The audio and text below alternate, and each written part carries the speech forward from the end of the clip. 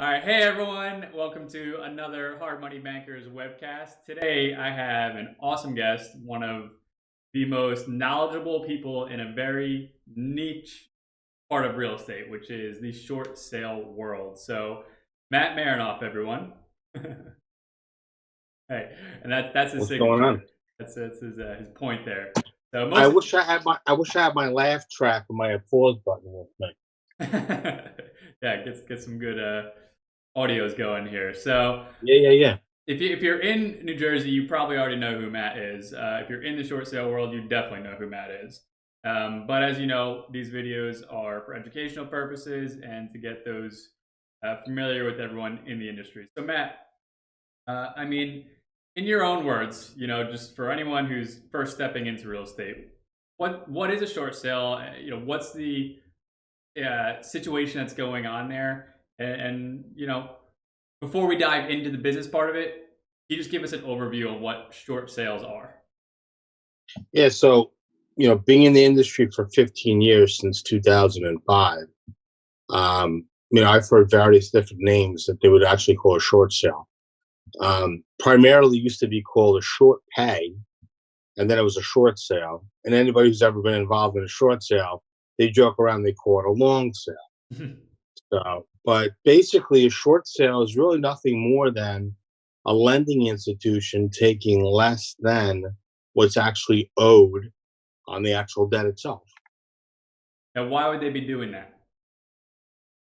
Well, it's various different reasons. One of which, maybe the homeowner hasn't paid their mortgage in anywhere between a year to 10 years, and the house is upside down, but now it's severely upside down because of missed payments. And or maybe there's a hardship. Maybe the person has to leave for employment. Maybe there's a death in the family. Really anything can be justified as a hardship. You just can't say, "Well, I don't want to pay my mortgage anymore. I'm going to move, and there's no equity in my house, so I just stop paying." They're not going to accept that. I actually have a case like that right now, where they're current, and the bank has really no reason to want to work with them. The homeowner actually fired her agent on a recommendation that I had made because he's not telling her what to do or what to say as far as to the bank. And she goes, "Honestly, I worked with the guy for about 2 months. I'm current on my mortgage. He never once mentioned anything about any type of hardship or, the fact that I am current on my mortgage. And do I have to be current? Can I be delinquent on my, do I have to be delinquent to do a short sale?" So she was completely, misinformed. Sure, absolutely. I bet you see that all the time, actually. Because short sales, I would say, are one of the most legal oriented parts of real estate, meaning it is just lawyers involved right away, and it's one person's, well, I thought it was this versus another person saying no, it's actually this, and then in the end, it's what the courts say, right? So you do want to have somebody who is knowledgeable, like yourself, who has the correct information, right? So, I mean, can you talk to me a little bit about? Well, actually, before we get into that, why did you get into short sales? Like, why did you pick this niche and say there's something here and I want to do this? So, I actually ran a service, which was a for sale by owner service within a mortgage company, within a branch. Hmm. It was very successful. It was a lot of money that was made, not by me, but I was well compensated, beautiful car, great insurance, everything. But what I noticed towards the end of the career in working with people that were selling properties privately is that I was getting more calls like, "Hey, can you come home? Come home. Can you get here before my husband gets home?" And I'm like, "Whoa!" And I was like, the guys were like, "Hey, can you get here before my wife gets home?" I'm like, "What's going on here?" But it was primarily like they wanted to talk to me prior to the spouse being there because they were embarrassed. The loans were adjusting, the payments were going up drastically. They're paying the difference on a credit card that they had received that their spouse didn't know about, or a corporate credit card from work to try to keep up on their payments because they're like, they didn't know what was going on. Sure. So based off of that, I saw that there was a niche where people were kind of like, what do I do next? So, I mean, I did what any other normal person would have done in the midst of building a house.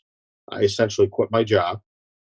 And I remember standing in my kitchen, framed out, with the little like contractor light bulbs hanging out. And it was cold. And I remember the wind banging the plastic up against where the door was supposed to be in the kitchen and the crushed rock uh, and everything in the garage. And I'm thinking to myself, am I effing crazy? Like, what was I thinking to do this? But you know what? I felt like this is a quest I needed to go on. Um, this isn't something that I haven't talked about in the past, where how my wife lost her house to foreclosure, and I felt like there was a need to really like try to help as many people as I could. So, that's basically how the Short Sale Savage actually was born in that time frame, 2005. So what? It wasn't that it was a business opportunity. I mean, it was, but it was also you have experience in it, and you help somebody, and you said I want to do this, right? So I understood the concept on how the mortgages were getting written. I had like a mortgage background, but I never really like wrote mortgages. I always worked in like the pre-closing department, Hmm. um, um, uh, just around that whole industry. So I saw something that I didn't think other people saw. So when I started doing it in 2005 and actually talking with people, because I had a collection background as well. So I kind of knew how it worked. And I knew that I could really be great at it because working in the collection industry, I was freaking horrendous at it because I had a heart, Ah, that'll but get I you in the knew how to, collection industry. exactly. But I knew how to find people, skip tracing them, and I understood like the Sure. need of people that were in need. So for me, I was like, hey, listen, this is a no brainer. So, um, I started, working with people, and the company that I went with that actually took a class on how to buy a house for as little as $10 out of pocket. Um, and we met in the office, and he's like, listen, I like you, I like your attitude. um, I like your like, you're half obnoxious, but you really do care kind of stuff, and which Sure. I do. Yeah. But people take it the wrong way, and that's okay. He said, I want you to work on short sales. And like everybody else, I'm like, what the hell is a short sale? Yeah. So I understood the concept of it, and there really wasn't a lot of stuff 15 years ago that you could look up, Right. as far as short sales. So I kind of like self-taught. Yeah. I've written myself, three work manuals on short sales. I wrote a loan modification course for banks. I've taught well over 50 seminars at this point, over the time frame. So in 2005, when I'm talking to people about short sales, I'm like, hey, my name is Matt Merenoff, and and let's talk about short sales. And they're like, well, who the hell are you? And what the hell is a short sale, right? Especially in 2005. Yeah. So then 2007, it was like Matt Merenoff, Right. short sales. And then, we were at that point, I was involved in an education company, and we were showing people, strategically how to maneuver, open, and negotiate short sales. Okay. And then I did that for a little while, but then I kind of like went dark. Did a lot of stuff behind the scenes, kind of like Oz behind the curtain, where nobody really knew like where did I go. And then 2015, I emerged again, and I started helping people nationwide and offering my services in my company. So it's about 5 years now that I've been doing this, and I had some stuff that happened personally in my life, and it made sense for me to go to the next phase of what I wanted to do, and I used the fact that people knew who I was, and I marketed through other different niches, investment clubs, real estate professionals, our money people, especially attorneys. Attorneys love what we're doing because we're taking the bulk of the work off of their shoulders so they can focus on, regular real estate. And they're still getting paid the full commission. I'm sorry, Good the deal. full retainer. Yeah, so it's a great deal. It's a really great deal for them. And then, we took it to the next level. We started this thing called the Partners Program. So we're really offering a lot of value to people that are out there. This thing that I have coming up, this is my second time doing a really big event. I did one last year. I'm doing another big event this year. And, Like, if I'm an investor or a realtor, like, why do I want to give you a call? What are you offering me? I get you're the short sale expert, but like, why do I want to reach out to you? well, look, here's the thing, right? So you don't want to go to a dentist, right, to, get your car washed. You don't necessarily want to go to your barber's or your stylist to get your credit fixed, you know. Right. So the niche that I'm in, we've got it down to science with my team. So now, whereas if somebody brings us a scenario, which I have to say, in all fairness, real estate agents really are not trained properly to handle short sales, and they're offering these special courses that are out there to become short sale certified. Hmm. And if I was, stranded on a desert island, I would hope that I'd have like, massive rolls of those certifications that they passed out because I could use those as toilet paper. Um, and I've gotten a peek at some of the stuff that they talk about, and it's really scary because some of it's outdated, Hmm. or it's not appropriate for a real estate agent to try to intertwine what they can do, what they can offer as far as services. So your question is who and why? Yeah. So homeowners, investors, and real estate agents are really, our bread and butter. Real estate agents, for the reason that we're not taking a dime of their real estate commission. So they get to keep all the real estate commission. Matt, how do you get paid? Good question. We actually get paid by the buyer. The buyer pays Hmm. us for services, and we actually get paid on the HUD. Whereas a lot of my, quote unquote, people that say that they're my competition, they don't get paid on the HUD. So legally, I'm 100%, Teflon Don because I'm disclosing everything, and we give verbiage that gets up put on the MLS, and it protects the real estate agents involved, the attorneys, the homeowners, and etc. And there's a process the process has to be followed, and most people are not following that process. And we're seeing from the real estate standpoint, they're loving it. The investors that are trying to buy the property, loving it. The attorneys, loving it. The homeowners, loving it. Why? Because there's open communication and we're communicating with everybody across the board. So let's say you're the buyer, John Smith is the seller. John Smith and the buyer in the past, you have representation. The seller has representation. We're the middleman company. We're the loss mitigation company. We're mediating between everybody involved, including the real estate attorneys. The real estate attorneys love it because it's open transparency, and we're cluing them in, via text, email, phone calls, or whatever it is. And it's always the same thing. I don't get it. How come most people don't do this? How do you go? How are you able to communicate the way you are and openly, and being able to be precise in everything that you talk about? Right. Well, it's not rocket science. It's time management. It's being able to understand the rules, regulations, and the guidelines from the lending aspect, and understanding whether or not a transaction can happen. We've gotten involved. We've gotten involved in transactions that were dead and said, "Hey, can you help?" Or this transaction's not going anywhere, hasn't gone anywhere in the last 6, 7 months. Can you help? And Well, turn it what do around. you mean dead? Like, yeah, what qualifies as a dead short sale? I guess. Lack of knowledge, not understanding how to converse with the banks. So who So called it dead? The borrower or the seller or the bank or you'd be both? surprised. We get calls from everybody: Okay. buyer, seller, real estate attorneys, agents. Hey, can you get involved? Hmm. Whatever.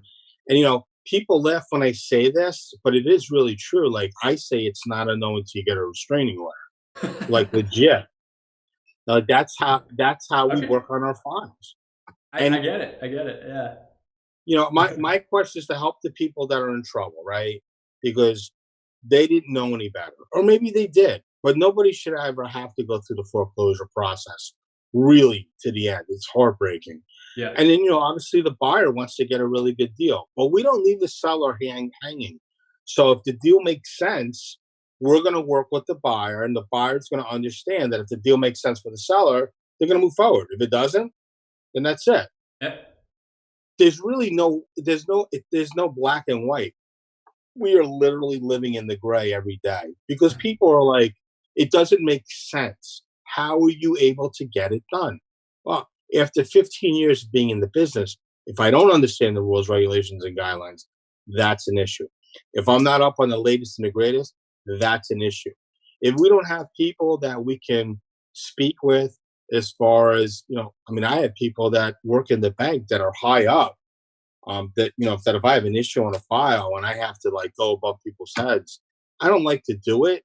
But sometimes, like when I get involved and I look at the platform notes and they get sent to me, these are notes that are actually inside the bank. And you can request these, but people don't know to ask these things. I There's didn't a know lot that. of Most people don't, and Yeah. that's okay.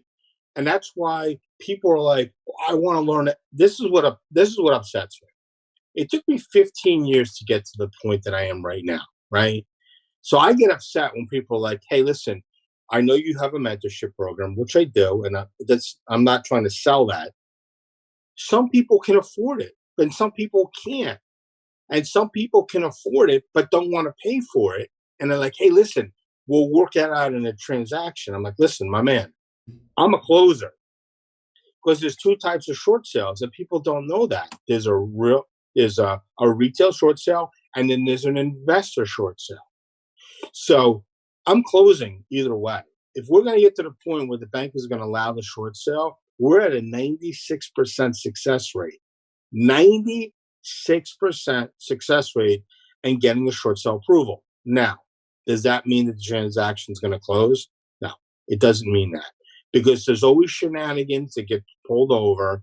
And, you get those investors, and I have to tell these guys, listen, from the beginning, this is what we do. This is the protocol we're going to do. We're going to try to get to the closest number possible for you to purchase the property. If it doesn't work, you got to walk away. Hmm. I'm not driving somebody to foreclosure. It's not fair, right? But you get people that are so stubborn, and the attorneys get involved. And before you know it, we've got an issue, and there's no time left, or the file has to get restarted all over again, or there's a Sure. sheriff sale, or there's a public auction. So there's a lot of different things, and we're doing really great things around the United States. And I'm excited about being able to help people. Yeah. I mean, this is all. I mean, I get calls all the time. Asking about the auctions and sheriff sales. I feel like I should be putting these people in touch with you before then. Because people are always asking me too, from the investor's perspective. How do you get the good deal? How do you get the good deal? I mean, is it fair to say that if they got involved with you sooner, they'd have the opportunity before it gets to the sheriff sale to solve this seller's problem, and it's kind of a win-win. Is that a fair statement? I get that question probably at least once a day now, where people asking like, where do we contact you? At what point in the process are we physically reaching out to you?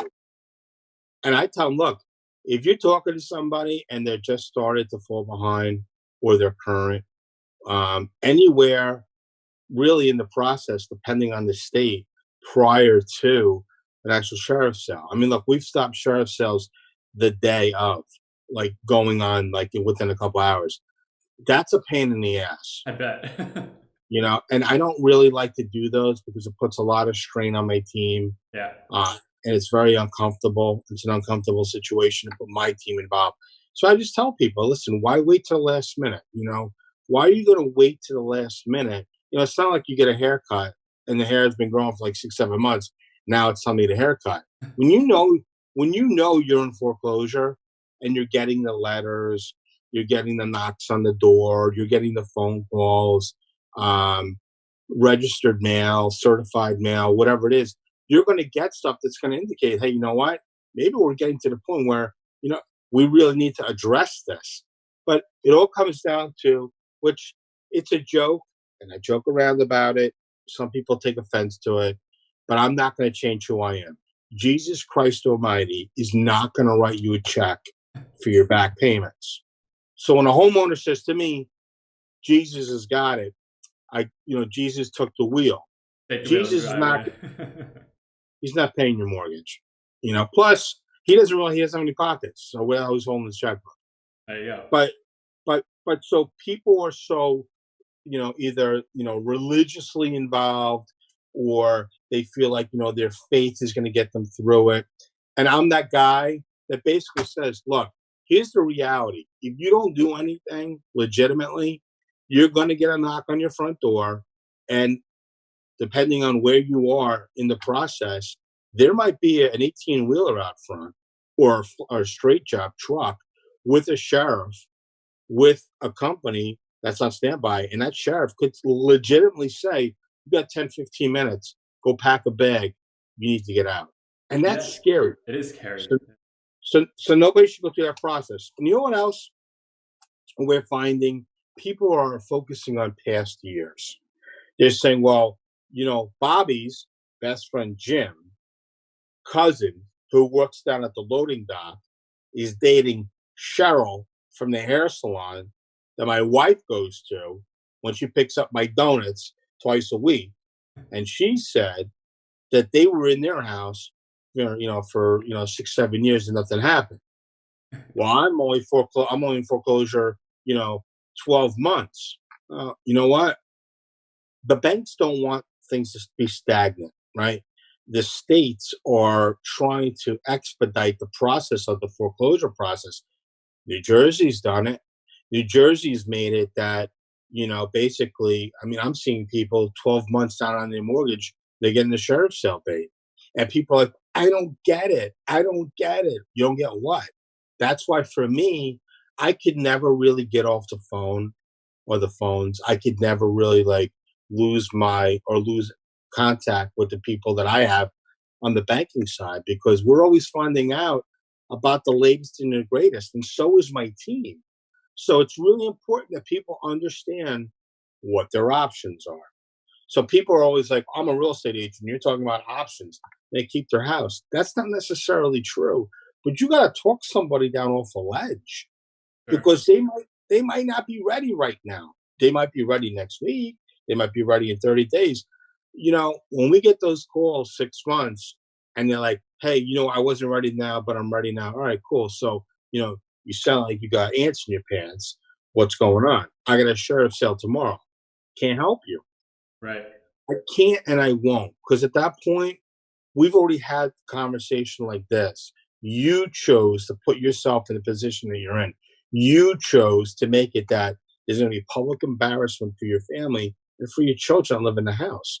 It's sad because you're getting very bad advice from people. So, I mean, that's what you're here for, though. I mean, in the I don't know 30 minutes that we've been talking, you've shown your gambit here, all the way from investors to the actual people who go through this. I mean, yeah, I know for a fact you could talk for days on this. So unfortunately, yeah. I'm going to segue that for you. I'm going to tee you up here. I do know you're going to be talking for days on this. Do you want to give us a quick pitch on the event you're coming up? So anyone who wants to learn more about short sales, wants to see if it's something they can get involved in, whether it's from the real estate investor or if you're on the hardship side of going through this.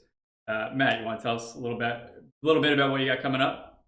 Yeah, so obviously my big brain and stuff like that, in the scheme of things, I was like, how do I take it to the next level? So last year, I actually put on my first ever short sale boot camp expo, which obviously we've got a mutual friend, Nick Tang. Yep. I asked I asked Nick for some advice, and obviously Nick got back to me on Nick Tang time, and he's famous for that, but he's smart. It is. And he actually gave me a lot of great ideas. So huge shout out to Nick. Absolutely. Um, so I did my first event. And I think in total, like at one point in the room, now this is including vendors too. I think we had a little over 215 people, Wow. which I yeah, which was pretty cool. Very stressful putting the event on. I didn't know what I was doing for the first time, but it was good. But we had about 100 and I think 45, 150 actual attendees Awesome. that actually which came to it. So this year we're pretty much expecting the same thing based on the fact everybody's asking me what's going on. So the event is actually May 29th and 30th, 2020. The website is actually going to launch hopefully in about a week or so. People are excited. They say they're excited about buying tickets. Who knows if they're going to do it or not? Um, we've got pretty much all the vendors already lined up. For the event, and we're just excited. We're gonna do the updates on the latest and greatest, obviously what's going on and in the industry as far as short sales. Then we're gonna talk about New Jersey because we're gonna be in Jersey, and then we're gonna talk about the outskirts like Connecticut, New York, and Pennsylvania as well. So, but we're also getting people that are flying out from other parts of the country that actually want to come to it. So we're pretty excited about it. Awesome, awesome. Okay, so down below, right below Matt here, you'll have his contact info. Feel free to reach out to him. Seriously, anything short sales, he's your guy. Hope you guys learned a lot today. Matt just has unlimited knowledge on this, so please do reach out to him. He's a great guy, a lot of energy, and I guess that's it, Matt. I mean, this is awesome. It's good for me, so I know it's going to be so helpful for all of our viewers.